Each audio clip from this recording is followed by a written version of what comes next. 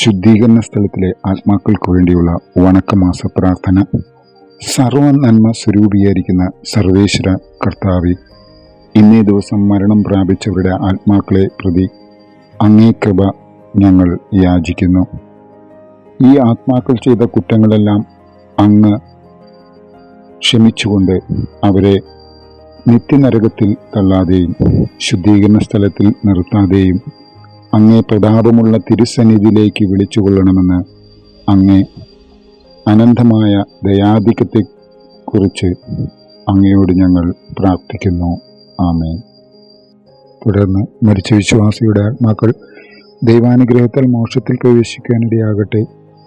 നിത്യപിതാവേ, ഈശോമിശിഹാ കർത്താവിൻ്റെ വിലമതിയാത്ത തിരിച്ചോരെ പ്രതി അവരുടെ മേൽ കരുണയായിരിക്കണമേ എന്ന പ്രാർത്ഥനയും സ്വർഗസ്ഥനായ പിതാവും നന്മ നിറഞ്ഞ മറിയവും തത്വസ്തുതിയും 5 പ്രാവശ്യം വീതം ചൊല്ലുക.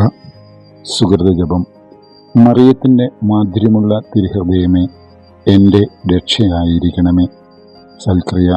ഇന്ന് മരിച്ചവരുടെ ആത്മാക്കൾക്ക് വേണ്ടി ഈശോമിശിഹായുടെ 5 തിരുമുറിവുകളെക്കുറിച്ചുള്ള ജപം ചൊല്ലുക.